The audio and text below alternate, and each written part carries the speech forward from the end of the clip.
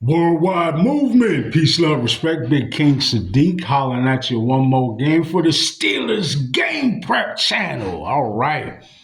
Steelers Nation, welcome already to the middle of the season, man. I tell you, that we look forward so much to the beginning of every NFL season, and we just make our way through the off season like, man, I can't wait till it happens, and then the season starts and it flies by that quick. It's really something. It really is. Um, so your Pittsburgh Steelers sit at 4-3, heading into week number 8 versus, the Indianapolis Colts, and they're looking to try and make it 5-3 and recover from this 2-game losing skid. We don't want to see another 3-game losing skid, right? So the Pittsburgh Steelers are really focusing on improving, probably above just about everything else, the defensive output, right? Black and gold. But at any rate, we want to see more execution, right? Because we're used to the Steelers having a certain level of execution. Remember, the standard is the standard. All right, so Steelers Nation, let's talk just a little bit about some of the trends that both of these teams have exhibited going into this game and see if we can't get a little bit of a better picture of exactly what we're looking at heading again into week number 8 versus the Indianapolis Colts. And hopefully they can come out of this game with a victory and continue trending upward, right? Okay, so we're going to go into some of the offensive trends that we've noticed so far. Just a few statistics to sort of frame the picture, right? Offensively, one of the things that I think is pretty important is in this day and age with NFL defenses and offenses, for that matter, being so prepared and detailed, right? You've got to come into the game with a few things that sort of cause the other team to pause a bit and wonder exactly what you're doing. And I think one of the things that helps at least a little bit to do that is your motion, right? You need to send players in motion frequently, and sometimes multiple players in motion. So with the Pittsburgh Steelers, you are looking at a motion rate of 49.2%, which actually is kind of right around middle of the pack, right? The Indianapolis Colts are much higher of a percentage than that at 58.2%. All right. Another one of the things that you want to do to try to keep the defenses off balance, in your passing game, you want to be able to utilize play action, right? That's when you're faking a run and actually going to pass the ball. The Pittsburgh Steelers, some might say, haven't been doing that enough, right? Since going into the season, that was really one of the things that they wanted to highlight. An excellent running game with the offense having the ability to frequently pass off of the run, so to speak. And so far, they're only at 13.3%, which is actually a little in the lower half of the league, right? The Indianapolis Colts have been more proficient in that, in their percentage being at 19.7%, which is significantly higher, right? So they have had a very strong running game, so certainly that adds to a team's ability to sell the run and fake the run en route to pass, play action passing. Okay, so the shotgun rate. How often does your quarterback drop back, not from the line of scrimmage or under center, but drop back from a distance from the line, that we recognize as the shotgun? All right. For the Pittsburgh Steelers, fairly high percentage, just on the upper half of the league at 65.4%. I think we may have even gone into the season expecting at least that, if not higher, just because of Aaron Rodgers' reported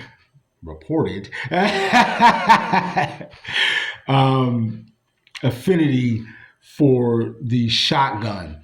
Again, the Pittsburgh Steelers come in at 65.4%, just a shade on the upper half of the league. And the Indianapolis Colts, actually a higher percentage. Well, they again have been very successful offensively overall. And Daniel Jones has enjoyed his view, so to speak, from the shotgun at 68.8% of their snaps, right? So even higher than the Steelers. Another one of the things you do to try to keep the defense off balance and to actually hold them in their personnel packages by not giving them a lot of time to substitute is going into no huddle, right? The Steelers actually are among the league leaders in that, believe it or not, at 10.9%, which is probably one of the significant reasons that their offense actually surprisingly comes in really toward the top third of the league in terms of being a successful and efficient offense. 10.9% of the time they're running no huddle, right? Keeping those other defenses off base and sort of locked into their personnel groupings. The Indianapolis Colts utilize no huddle a lot less. Just their preference, folks. They're still a great offense, if not, I believe, number 1 or 2 overall in the league. And they exercise no huddle at just 3% of their snaps. Okay. The 3 wide receiver rate, or 11 personnel. The Pittsburgh Steelers run, no surprise, toward the lower half of the league at just 30.7% of their snaps. Whereas though the Indianapolis Colts are much higher at 59.2%, almost 60% of their snaps they run out of 11 personnel. They really have gotten great production out of their wide receivers this season, and that certainly reflects that, right? Makes sense. Multiple tight end rates. So you're talking about your 12 personnel where you have 2 tight ends deployed, or even 13 personnel where you're deploying 3 tight ends, right? The Pittsburgh Steelers, again, no surprise, actually come in at the top third of the league at 59.4%. And again, that's no surprise because they love to utilize the tight end, multiple tight ends, and they've gotten great production, or at least really good production out of their tight end usage, right? They use often 3 tight ends and probably even more often 2 tight ends. Their top 2 so far this year, surprisingly, a lot of people might have thought their top 2 would have been Freiermuth and Jonnu Smith, but their top 2 in usage so far have been Darnell Washington and Jonnu Smith, right? But Freiermuth was coming on, right? He's gaining some momentum. But anyway, they come in at a multiple tight end rate of 59.4%. So almost 60% of their snaps, they're using either 12 or 13 personnel and getting that kind of deployment of their tight ends, again, that they believe in very much. The Colts do have effective tight ends, but they utilize them a lot less, coming in at middle of the pack, or actually maybe a little under middle of the pack at 40.6%, significantly less. Although they have been at least efficient with their usage of tight ends and have some good tight ends, right? Multiple running back rate. So this is something that is a bit of a contrast between the two teams. The Steelers, as you know, use a sort of a multiple-headed running back by committee sort of approach, right? With that look being headed up by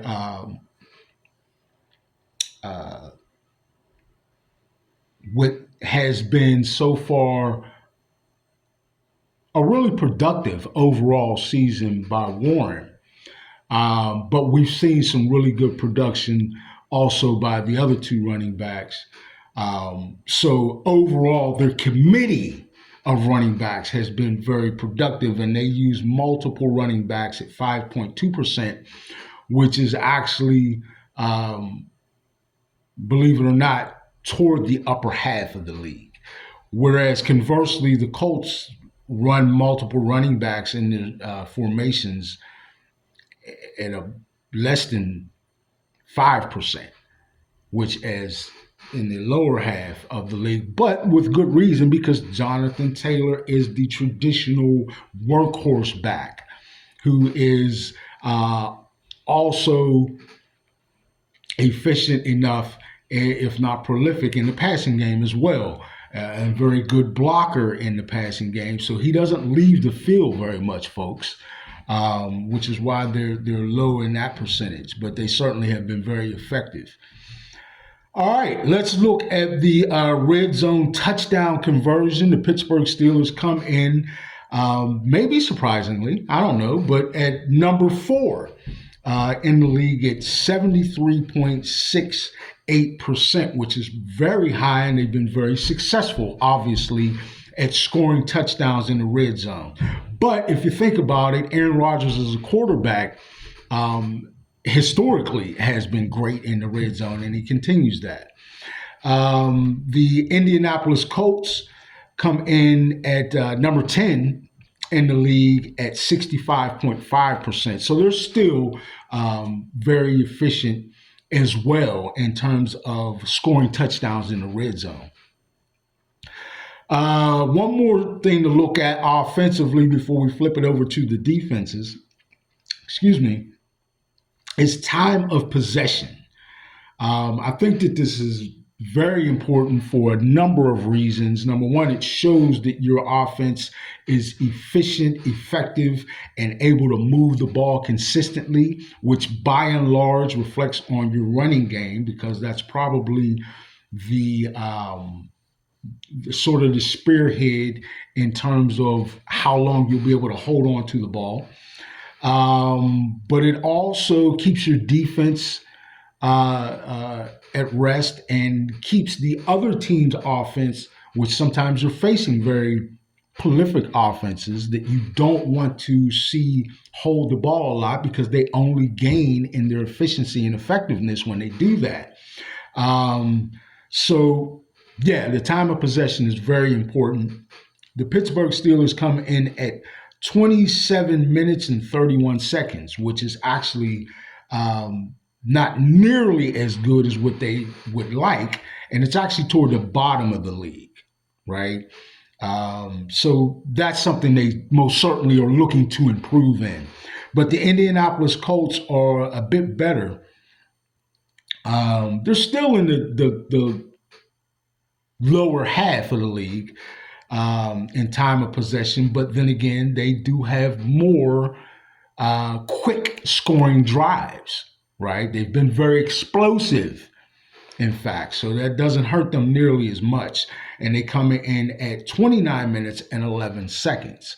In fact, it doesn't hurt them, and the reason for that, again, is because of their explosiveness on offense. All right. So we flip the page a little bit, so to speak, and we go over into defense, and I'll give you just a few stats to frame what we're looking at here. Points per game. Probably defensively, certainly one of, if not the most important stat.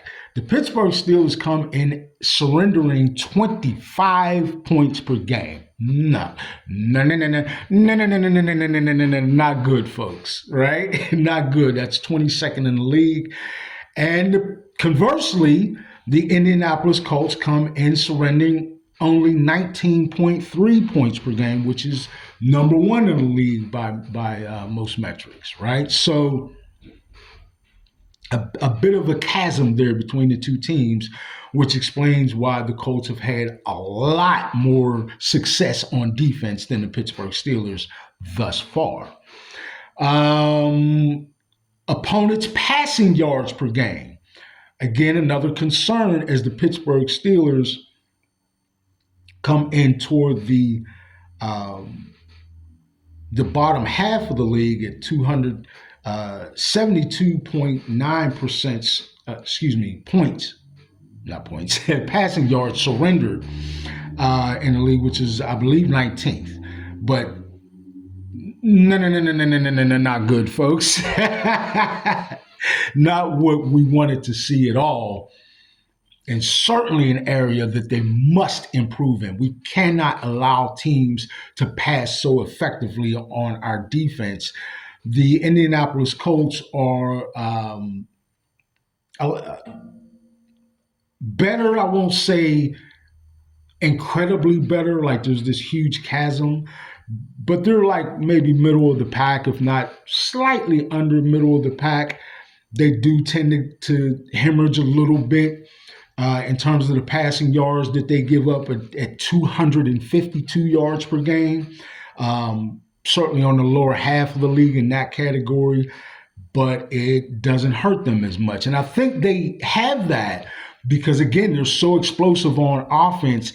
Teams are sort of forced to be more desperate and more aggressive on offense, just trying to keep up with the Colts. Okay. Opponents' run yards per game.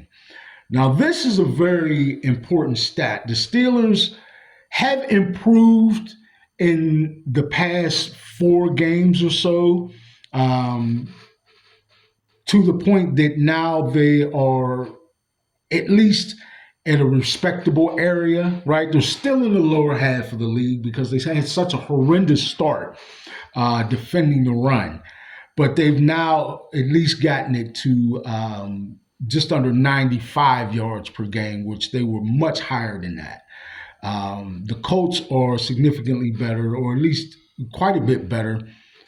Well, maybe not quite a bit better, but a little better at 93.1. But again, I think that could be a little bit misleading. Teams haven't exactly been really successful all like that against the Colts running the ball, but they have surrendered some running yards, which could be an area that the Steelers could potentially take advantage of because their running game has been picking up as of late, as the four game trend we see. The Pittsburgh Steelers have, in the past 4 games, been running the ball very well, quite honestly. So that could be an area that they could take advantage of. All right, sacks on defense. The Pittsburgh Steelers sit at 22 sacks on the season, which isn't, like super prolific. They're in the middle of the pack toward the upper half of the league. They're doing decent in that, pretty good, but they're not leading the league. They might even be in the upper third of the league.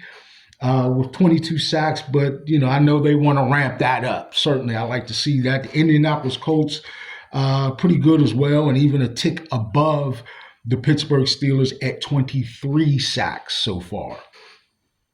All right, interceptions. All right, we look at interceptions, and the Pittsburgh Steelers were trending up in that. A couple of games ago, they were considered among the league leaders, but not having gotten any interceptions in the past couple of weeks, they still rest at 5, which brings them right around the middle of the pack. So they've come down to earth on that, so to speak.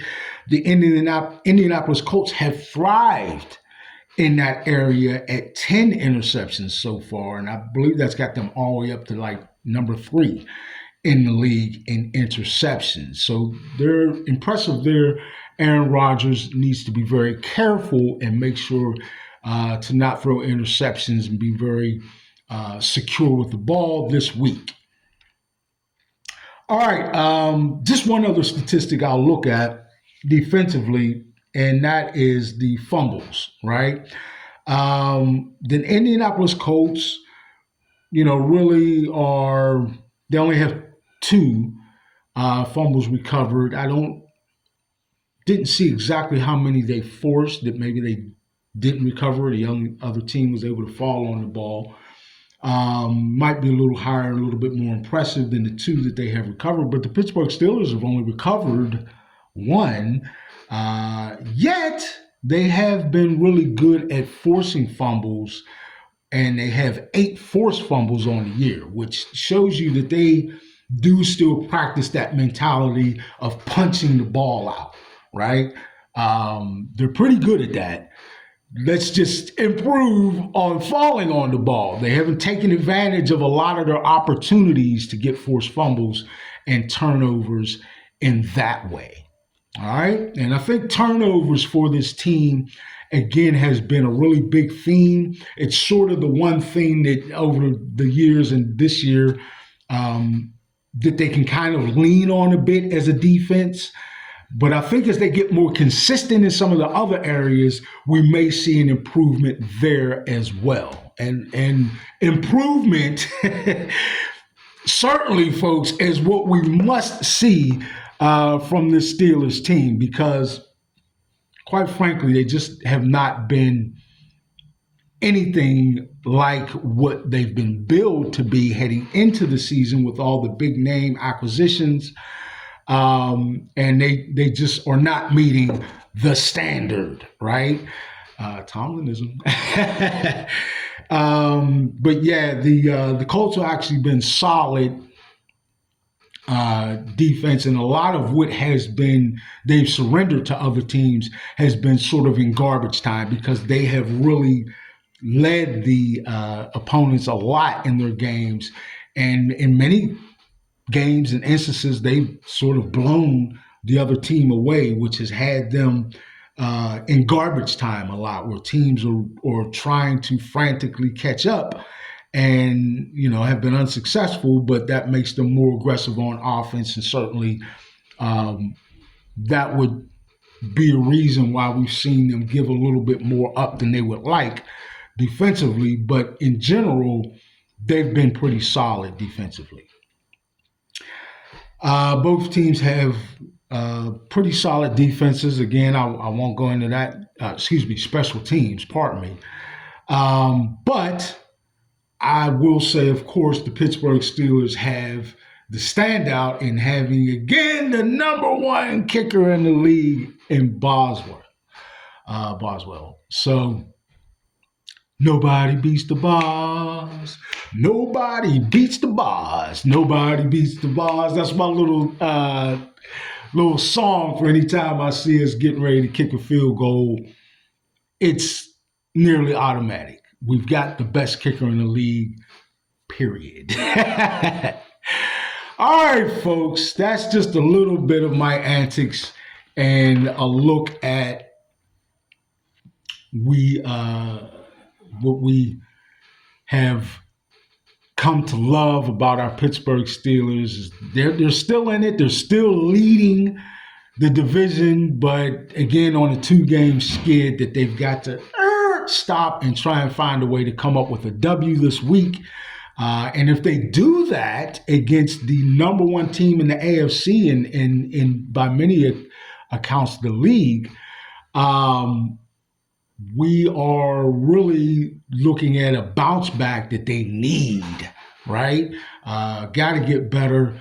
Don't want to continue the losing skid. And if they get a win this week against the Colts, a very impressive team so far and one of the league leaders, then that bodes well for the future of this defense and overall for the success of the team. All right, man, thank you all. I love you all. This has been another episode of Steelers Game Prep. Well, I hope I got you a little bit prepared for the game, gave you a few stats and tendencies to look at to sort of frame the matchup for you. And please enjoy this exciting game, this matchup between the Pittsburgh Steelers and the Indianapolis Colts.